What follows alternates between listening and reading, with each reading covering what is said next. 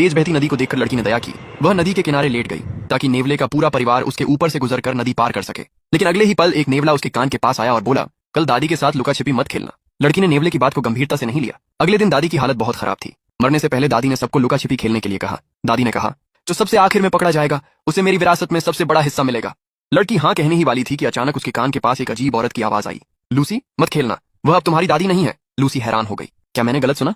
बिस्तर पर तो दादी ही लेटी हैं, वह दादी नहीं कैसे हो सकती?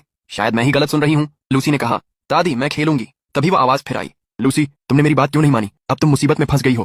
पापा ने पूछा, कौन पकड़ेगा? एक आदमी बोला, हाँ मैं पकड़ने वाला बनूंगा। लूसी तुरंत बोली, नहीं ऐसा नहीं हो सकता। बाकी लोग दादी की हालत नहीं जानते, लेकिन मैं कई महीनों से उनकी देखभाल कर रही हूँ। वह कई महीनों से बिस्तर पर हैं और ठीक से करवट भी नहीं बदल सकती, फिर वह आज उठकर हमें कैसे पकड़ सकती हैं? आवाज ने कहा, क्या तुम मेरी बात मानती हो? वह बिल्कुल तुम्हारी दादी नहीं है। अगर तुम उसके साथ लुका छिपी खेलोगी तो तुम मर जाओगी। अभी भी समय है, यहाँ से भाग जाओ। लूसी सोचने लगी, क्या सच में वह दादी नहीं है? इस खेल में जरूर कुछ गड़बड़ है। लूसी ने कहा, मैं यह खेल नहीं खेल सकती, मेरी तबीयत ठीक नहीं है, मैं इस बार नहीं खेलूंगी। दूसरे लोग गुस्से में बोले, अभी तो तुमने कहा था कि खेलोगी, अब पीछे क्यों हट रही हो? क्या तुम यह खजाना अकेले लेना चाहती हो? लूसी बोली, मैं नहीं खेल रही। वे बोले, अगर तुम खेल में शामिल नहीं हुई और बीच में चली गई तो इस खजाने में तुम्हारा कोई हिस्सा नहीं होगा। लूसी का छोटा भाई बोला, दीदी चलो ना खेलते हैं, मुझे लुका छिपी खेलना है, बहुत समय हो गया। लूसी ने कहा, अगली बार खेलेंगे, अभी यहाँ से निकलते हैं। लेकिन उसका भाई बोला, नहीं मुझे दादी के साथ खेलना है। एक आदमी बोला, उसे छोड़ दो, उसने खेल खेलने की बात मान ली है, अब वह यहाँ से नहीं जा सकता। वही आवाज फिर लूसी से बोली, अगर अभी भाग जाओ तो बच सकती हो। लूसी ने अपने छोटे भाई की तरफ देखा, अगर मैं अकेली भाग गई और अपने छोटे भाई को इस डरावने खेल में छोड़ दिया तो पता नहीं उसके साथ क्या होगा। ऐसे शानदार कंटेंट्स देखने के लिए हमारे फेसबुक पेज को फॉलो करें, लाइक करें और कमेंट करना ना भूलें। अभी बहुत छोटा है, मैं उसे अकेला नहीं छोड़ सकती।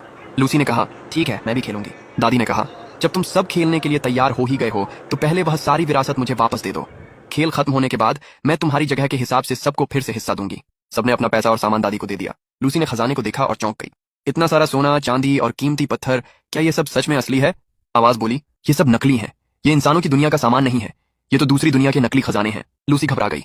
दूसरी दुनिया का सोना और ऐसे शानदार कंटेंट्स देखने के लिए हमारे फेसबुक पेज को फॉलो करें, लाइक करें और कमेंट करना ना भूलें। चांदी, हाँ उस चीज ने इस नकली खजाने को लालच के लिए इस्तेमाल किया है। वह तुम्हें अपने खेल में फंसाना चाहती है।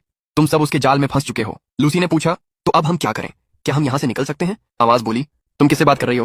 फिर आवाज ने कहा, एक बार खेल शुरू हो गया तो इसे रोका नहीं जा सकता, जल्दी से कोई छिपने की जगह ढूंढो। लूसी बोली, ठीक है। तभी दादी बोली, अच्छा तुम 7 लोग हो। अब गिनती शुरू होती है, 99, 98, 97, 96, 95, 94। लूसी ने देखा कि जैक और टॉम आज कुछ ज्यादा ही अजीब तरीके से भाग रहे थे। आज ये दोनों इतने अजीब क्यों भाग रहे हैं? आवाज चिल्लाई, जल्दी छिपो, अगर उसने तुम्हें पकड़ लिया तो तुम बच नहीं पाओगी। 50, 49। लोग तेजी से छिपने की जगह ढूंढने लगे।